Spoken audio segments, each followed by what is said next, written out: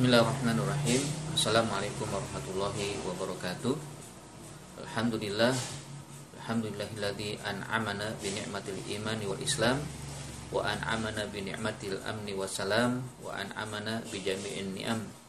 Wassalatu wassalam ala Rasulillah wa ala alihi wa sahbihi wa man wala. Amma ba'du.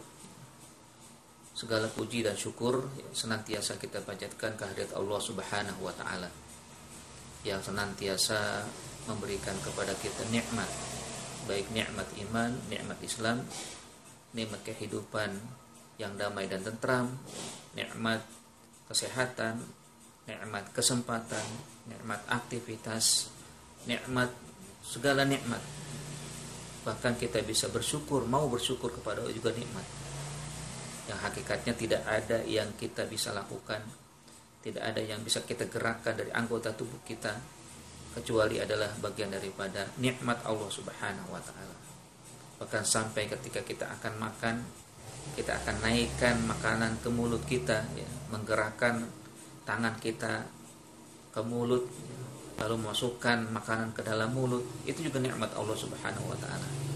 Karena itu sangatlah merupakan kewajiban yang harus kita lakukan, yaitu bersyukur atas nikmat Allah Subhanahu wa taala.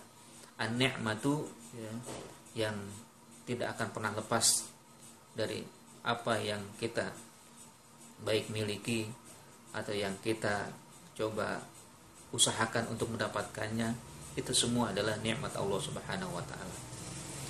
Tidak lupa pula kita sampaikan salawat, ya, kepada Nabi kita, pemimpin kita, teladan kita, Muhammad Sallallahu Alaihi Wasallam, beserta keluarga, para sahabat, ya, yang tentunya secara khusus kita bersalawat kepada Nabi Sallallahu Alaihi Wasallam adalah karena kita ingin mengikuti apa yang telah dilakukan oleh Allah Subhanahu Wa Taala dan juga para malaikat. Ya.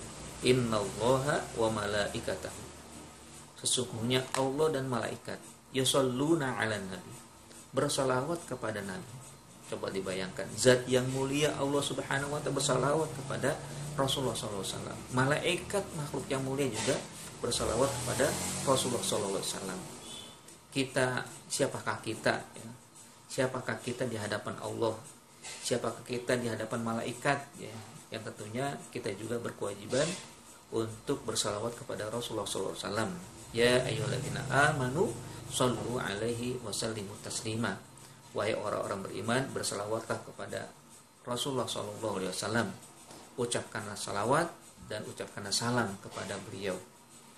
Walaupun mungkin salawat kita, ya, mungkin, ya, hakikatnya tidak ada apa-apanya di sisi Rasulullah SAW, ya, karena Rasulullah SAW tidak membutuhkan salawat kita. Tapi Allah Subhanahu wa taala akan memberikan ganjaran di salawat kita sekali saja dilipat gandakan 10 kali oleh Allah Subhanahu wa taala. Rasulullah SAW mengatakan, man shalla alayya sholatan sallallahu lahu biha asyran. Barang siapa yang mengucapkan, menyampaikan salawat kepadaku, maka Allah akan berikan ganjaran dengan salawat itu untuknya 10 kali lipat. Ya, kalau bisa dikatakan, ya, salawat itu bukan kebutuhan Rasul tapi kebutuhan kita. Sebagian kita juga bersyukur, bukan kebutuhan Allah Subhanahu wa taala tapi kebutuhan kita semua. Bersyukur kebutuhan kita, salawat juga kebutuhan kita semua. Nah, hadirin kalian yang dirahmati Allah Subhanahu wa taala, pada kesempatan yang berbahagia ini saya ingin berbagi ilmu, ya. Saya ingin memberikan sesuatu yang, ya, mungkin tidak banyak, ya. Karena saya juga yakin Anda semua sudah banyak, ya, punya ilmu, tapi saya sedikit ilmu saya. Ini ada saya punya buku kecil, ya, istilahnya buku saku lah, ya, buku yang pernah saya tulis pada sekitar tahun 2012, ya. Ini tahun 2012, ya, yaitu tentang Abjadiyah Amaliyah Ramadan, ya. Ini saya lihatkan, ya. Ini adalah buku saku yang saya pernah susun 8 tahun yang lalu. Sudah lama mungkin, ya. Dan ini masih ada sedikit, ya, yang mungkin akan coba saya paparkan satu persatu dari apa yang ada dalam buku ini. Yaitu tentang Abjadiyah Amaliyah Ramadan, panduan ilmu dan amal di bulan Ramadan sesuai dengan abjad.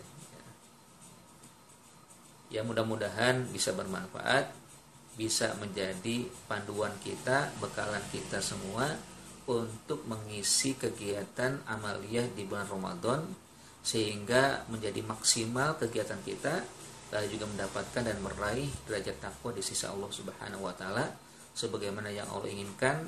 Ya ayyuhalladzina amanu kutiba alaikumusiyam kama kutiba alal ladzina min qablikum la'allakum tattaqun. Wahai orang-orang beriman, diwajibkan atas kalian berpuasa sebagaimana diwajibkan atas orang sebelum kalian agar kalian menjadi orang bertakwa. Ya tentunya untuk mencapai takwa perlu proses, ya. Perlu sesuatu yang harus kita persiapkan. Apa itu?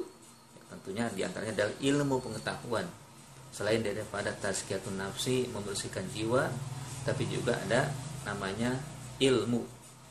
Ya, karena ilmu itu juga menjadi salah satu cara untuk bisa meningkatkan amal, aktivitas, dan segala kegiatan-kegiatan yang kita akan lakukan.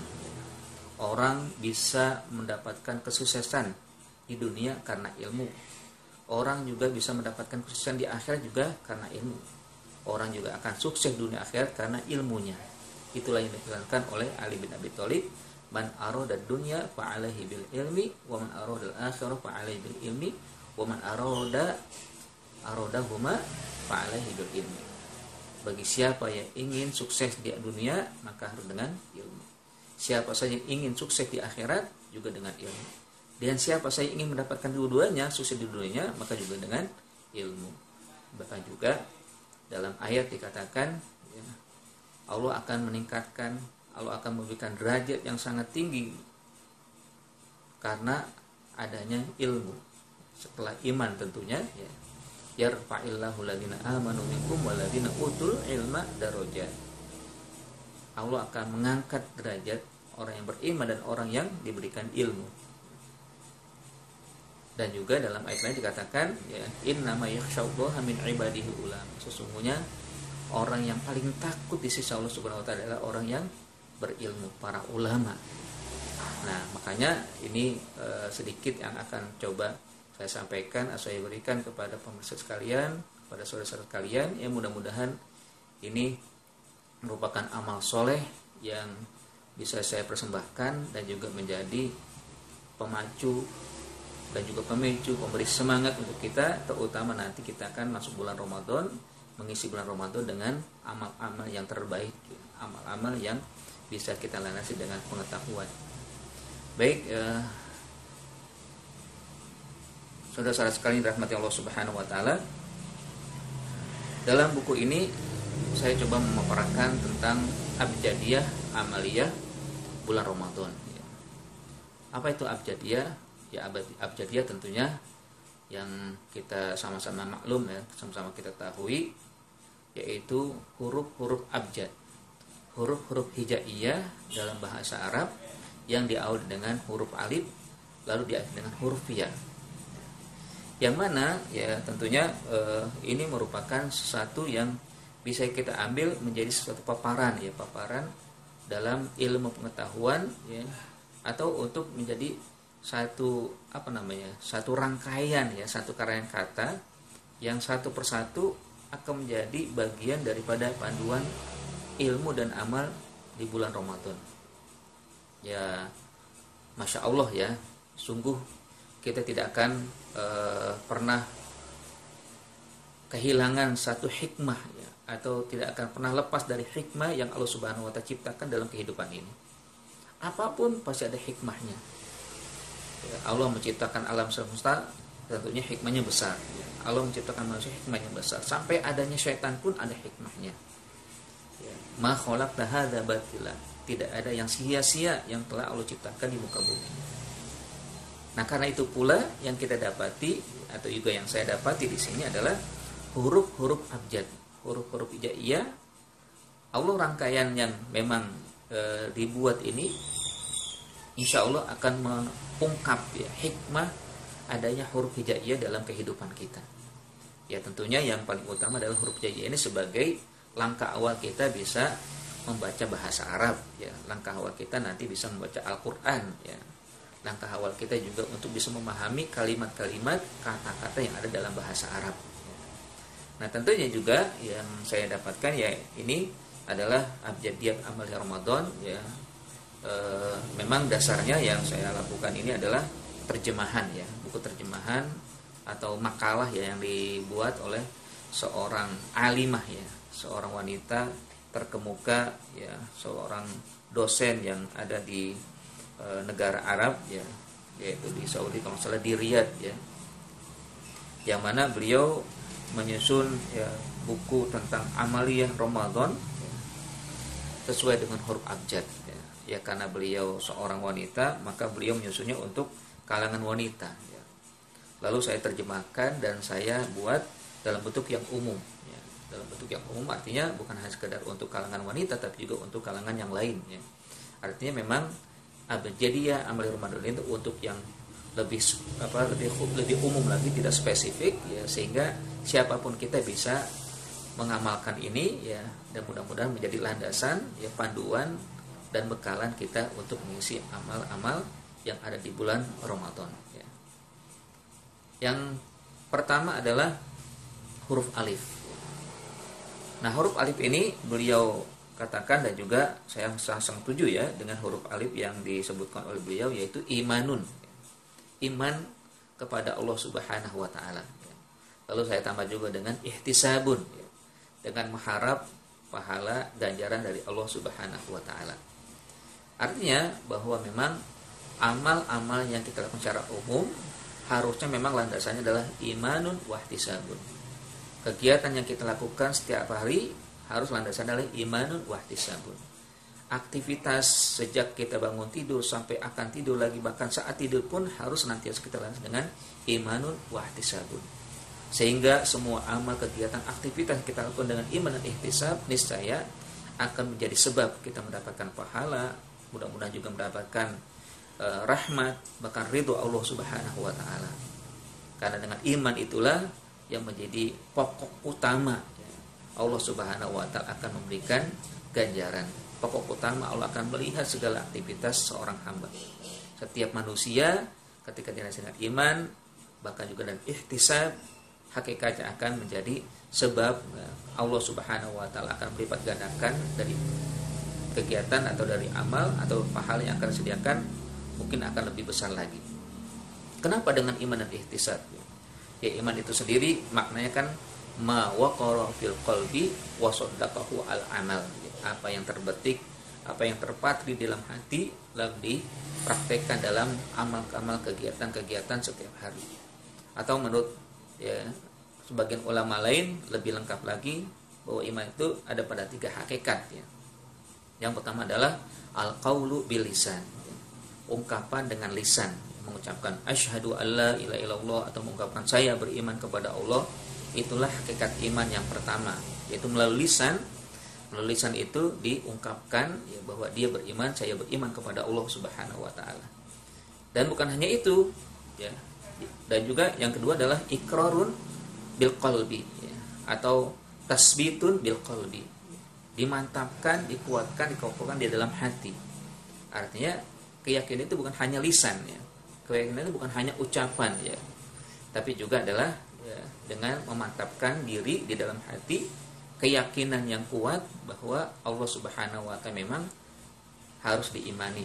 Allah Esa, Allah Kuasa, Allah Pencipta, dan segala aspek kehidupan kita harus kita yakini bahwa hanya Allah Subhanahu wa taala yang telah menetapkan, bahwa hanya Allah Subhanahu wa taala yang berkuasa ya, Allah yang mengatur. Yang ketiga adalah wa amalun ya bil jawari, dan juga perbuatan-perbuatan yang dilakukan dengan anggota tubuh. Nah, semua ini menjadi satu rukun ya, atau menjadi satu syarat ya, syarat yang harus dimiliki dari orang yang beriman. Karena kalau kita ambil salah satunya, maka akan menjadi sebab tidak sempurna ya. Akan menjadi sebab orang disebut dari 3 model manusia. Misalkan ya, orang hanya berkata dengan lisan tapi tidak yakin di dalam hatinya. Ini sama saja dengan orang munafik ya. Sama saja dengan orang yang pura-pura saya beriman tapi rupanya di hatinya tidak beriman. Saya beriman, tapi rupanya hatinya itu ya bergolak kemarahan ya terhadap orang-orang beriman atau terhadap ajaran Islam. Ya percuma, sama aja dengan orang munafik ya. Itulah iman yang hanya sekedar lisan ya, mengucapkan di lisan tapi tidak ada di dalam hati, tidak ada di dalam jiwa ya, terpatri dalam hatinya keyakinan atau juga memiliki keinginan untuk memasukkan ke dalam jiwanya iman tersebut. Atau juga mungkin dia tidak mengucapkan ya, secara lisan dia tidak mengatakan saya beriman, tapi di dalam hati sudah beriman. Ini juga ya kalau dianggap ya kalau misalkan dia kafir atau belum beriman awalnya, lalu dia merasa saya sudah beriman kepada Allah, tapi tidak berusaha mengucapkan asyhadu alla ilaha illallah, tidak mengikrarkan diri di hadapan masyarakat, di hadapan umum ya, atau terutama di hadapan seorang ulama bahwa saya sudah beriman dengan mengucapkan asyhadu alla ilaha illallah, yang hakikatnya memang saya sudah miliki di dalam hati. Nah ini sama aja dengan orang ya, yang tidak beriman atau sangat ya istilahnya masih kafir lah ya, itu masih belum dianggap beriman ya.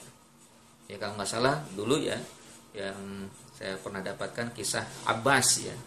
Abbas ya, kata Nabi, Anda belum beriman ya, saya belum berangkat kamu bersyahadah. Padahal Abbas mengatakan saya sudah beriman ya.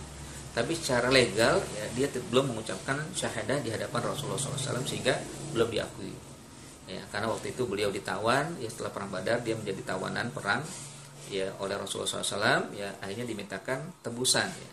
Tapi Al-Abbas menyangkal bahwa dirinya sebenarnya sudah beriman ya. Dia ikut perang karena terpaksa, karena di Mekah semua orang yang laki diwajibkan untuk berperang.